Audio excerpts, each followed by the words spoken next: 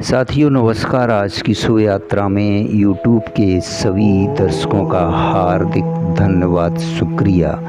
पांतजल योग सूत्र योग दर्शन सूत्र 53 विभूति पाद में कहा गया है। साथियों, जिन दो तुल्य वस्तुओं का भेद जाति, लक्षण और देश से न होने पर विवेकज ज्ञान से होता है। संसार में जितने भी पदार्थ हैं उनमें भेद दिखाई देता है।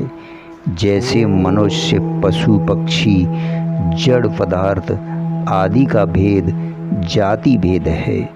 इनके लक्षणों के आधार पर भी भेद किए जाते हैं। जैसे पत्थर और हीरा, लकड़ी और कोयला आदि का भेद उनके लक्षणों के आधार पर किया जाता है। स्थान के अनुसार भी इनमें भेद किए जाते हैं। जैसे जापानी, भारतीय, अमेरिकी आदि। किंतु प्रकृति और पुरुष अथवा जड़ और चेतन का जाति, देश तथा लक्षणों के आधार पर भेद नहीं किया जा सकता, क्योंकि वे सभी जाति, देश तथा लक्षणों में समान रूप से व्याप्त हैं।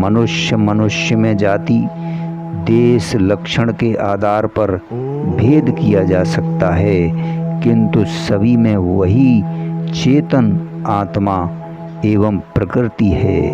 अतः जाति, देश, लक्षण के आधार पर उनमें भेद नहीं किया जा सकता।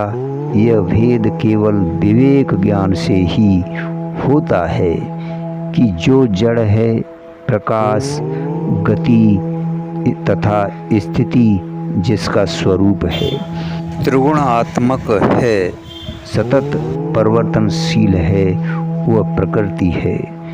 उसके भीतर जो चेतना है वह स्थिर, शांत, असंग, निर्गुण दृष्टा मात्र है। वह पुरुष है।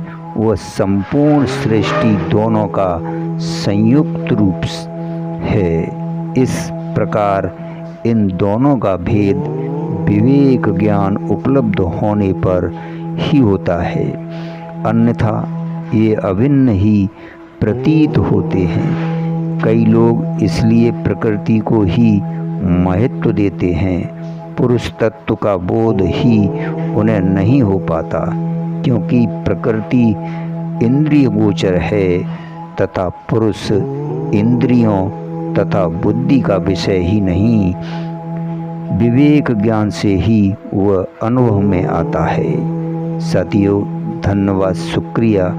आज की शुभ यात्रा में अगले सूत्र में आपसे फिर मिलते हैं।